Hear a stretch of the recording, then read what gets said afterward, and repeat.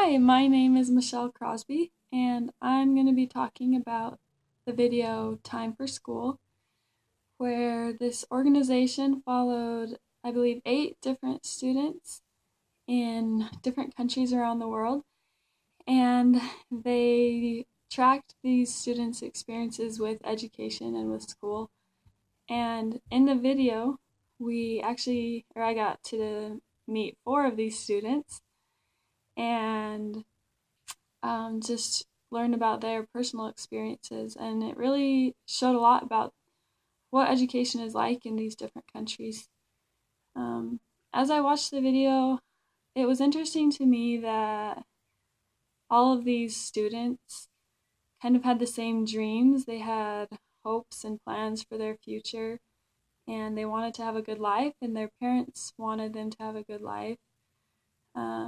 And as the video kind of portrayed, education is really the key for these children to be able to reach their goals. But it's still a huge problem in a lot of countries that not a lot of young people are receiving a quality education. And so I guess with that, it just made me really grateful that I am literate, that I know how to read and write and do math, and for all the opportunities that I'm going to have in my life because of my education. So the first student that the video talked about was a girl named Shugafa, who is from Afghanistan. And it was neat to see how she loved school so much, and she would get so excited to be able to go and study with the other students, with the other girls in her school.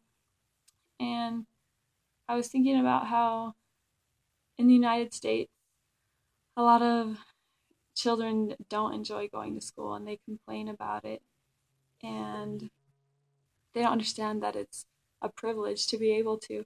But Shugafa really understood that because in Afghanistan, the Taliban actually has been shutting down a lot of schools for girls because of strict religious views. They believe that the men should be educated and the women should not. Um, and so the Taliban is shutting down schools, and girls are in constant danger when they go to school.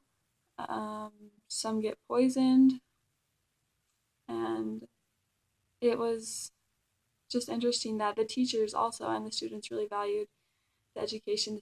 They kept these schools open and they kept going in spite of the constant threats.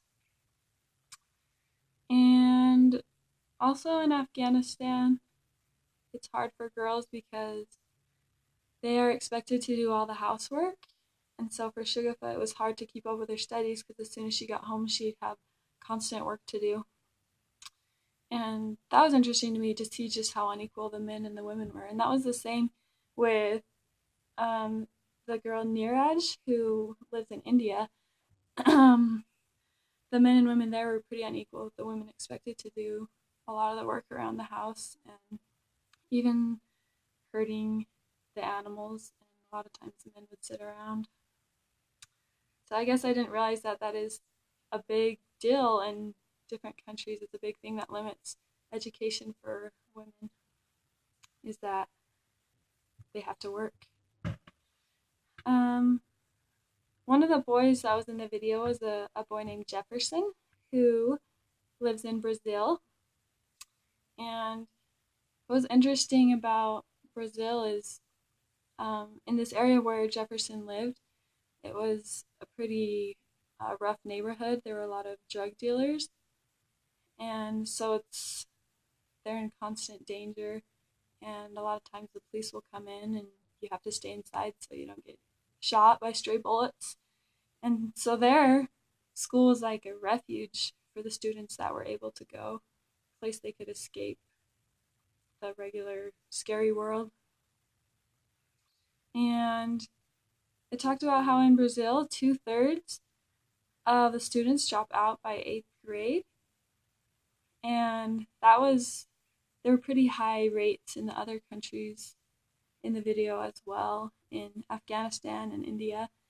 The dropout rates were really high, and I realized that's because there's so much pressure um, to do other things. Like in Brazil, most people grew up to be drug dealers. That's what they did in that area.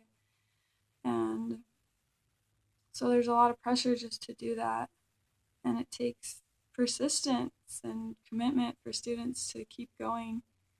And I think education always takes a lot of discipline, no matter where you live. But for these students in underdeveloped countries, it takes 100 times more. They really have to want it and to work for it. But I think because they work so hard that they really appreciate it more.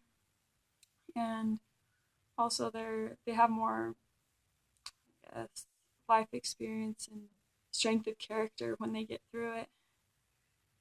Um, One thing that's interesting with Neeraj, the girl in India, is that she actually dropped out before she finished second grade, and her parents felt like that was plenty of education, and that made me stop and realize that family can be a big influence as well, your culture and your family, in the amount of education that you get. Um, so the last student that I talked about in the video was a boy named Ken, who lives in Japan, which actually has one of the best education systems in the world.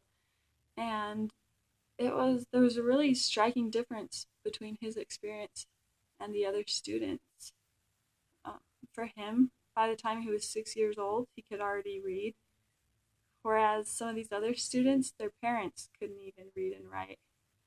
And that's simply because of the place that he was born and because he got to go to school. And so that really hit me how he had the same dreams and same goals as a lot of the other students. He talked about wanting to be a professional sports player and wanting to be a teacher when he grew up, and those were the same things as some of the other students. But just because he was living in Japan, where they had good schools, there's a lot higher probability that he'll actually get to do those things that he's dreaming about. And it was interesting to compare him to like Neeraj in India, who her parents pulled her out of school to go herd the animals, and so she got behind. Whereas Ken in Japan didn't miss a single day of school from the time he started first grade through sixth grade. And that shows the difference in importance in that culture and in his family. So overall, from the video, I guess I was just really grateful for the opportunities for education, for my family support, and for literacy in my life and in my family.